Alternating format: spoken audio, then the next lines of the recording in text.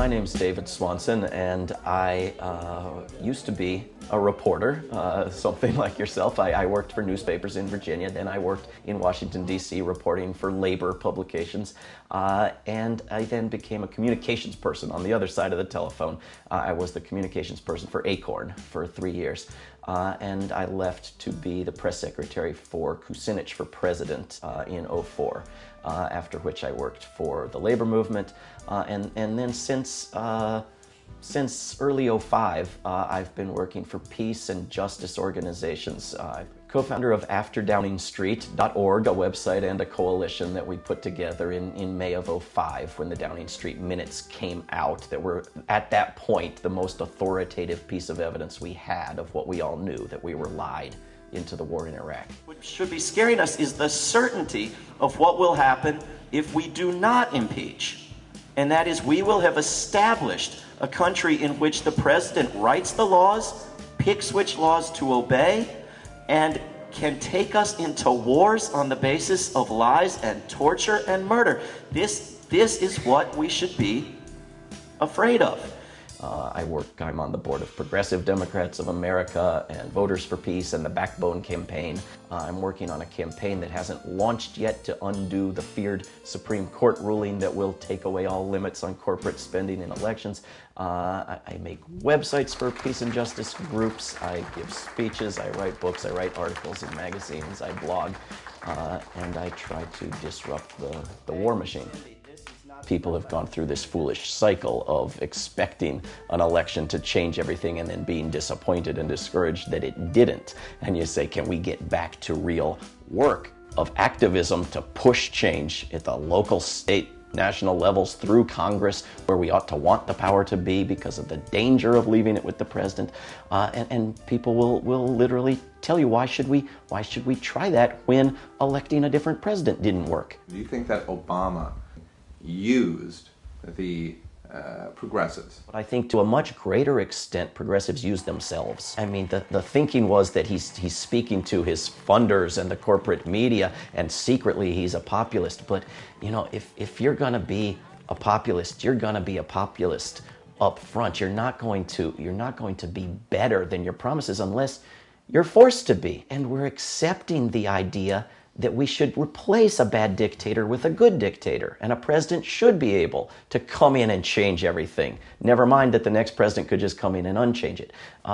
So it's the wrong place to look for a savior. We should be looking to ourselves, to serious organizing at the local level in every district, and to pressuring the representatives closest to us, those in the House, to impose our will on the president. We see a war that should have never been authorized and should have never been waged. A war that after $500 billion and over 3,000 of our bravest young men and women lost, we actually find ourselves less safe than we were before. There's no question that he committed to progressive ideals and went back on them, that his vague rally rhetoric was always more progressive than his detailed policy platforms. Well, people expected some things that have been broken promises, without question. This president was very eloquent about denouncing practices such as rewriting laws with signing statements, and then did it for his first 5 months and then developed something worse. And even promises on health care that he's just gone back on. We all know that we spend more money on health care than every nation on earth. $1.9 trillion a year. And despite that, we've got 46 million people uninsured. It's not as if we couldn't solve this problem. And so what's been lacking is not technical solution. What's been lacking is the political will. Help care now! Help care now! Help care now! Help care now! Help care now! The White House and the Senate are forcing the House to go with the Senate bill, essentially. But even the House bill, I think, is worse than nothing. I don't think it's too late to force the bill to be better than nothing, but it would require forcing it, not just wishing. And when you have the leaders of the so-called Progressive Caucus out there saying, what a great bill, we're going to vote for it, even though last June, For the first time in history, they put their foot down, and 57 of them wrote a letter to the Speaker of the House saying, unless it meets these standards, we won't support it. And 55 of them flipped and voted yes, even though it did not meet those standards. That damage is as devastating to the future of our government as passing a bad health care bill, because we don't have a progressive caucus. We don't have anybody to represent the majority of Americans in Congress who does things as opposed to saying things. I don't want health insurance reform, because when you leave the insurance companies in existence and in power and they're writing the details of the bill where the devil is, you're not going to fix anything. But a bill that doesn't fix the fundamental problems, and now a bill that mandates giving your money to a corporation. I mean, these people worship the market, the almighty market. And here's a market decision. I don't want to spend my money on that crap.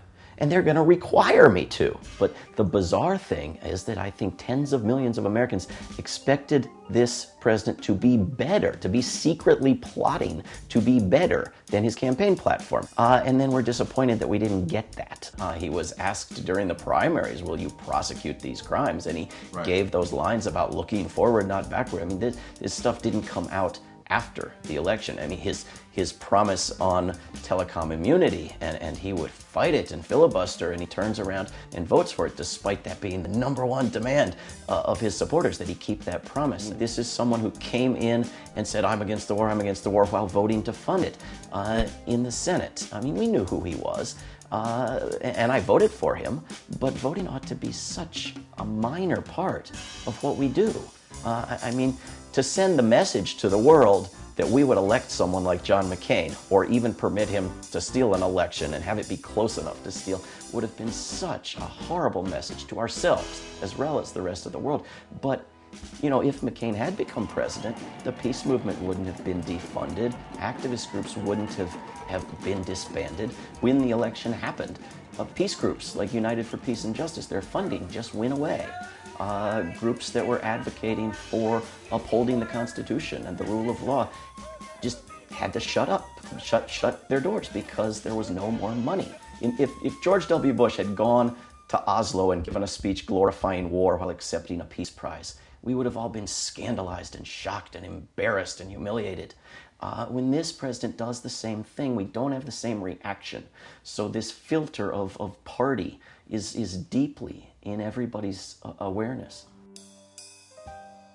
You can find good changes. Well, they have a better Labor Department, they have better policies on all kinds of issues, better Supreme Court nominees, and so forth. But on issues of war and peace and distribution of wealth and abuses of power and human rights, no changes except for the worse. You know, we have more troops in the field than ever with Bush and Cheney, bigger military budget than ever, bigger war budget than ever, bases in more countries than ever, expanded use of unmanned drones, which John Yoo, Mr. Torture Lawyer, is just cheering for, not for their precision, but for their illegality. He's just thrilled that the president will do something so illegal so frequently on the big issues that we care about.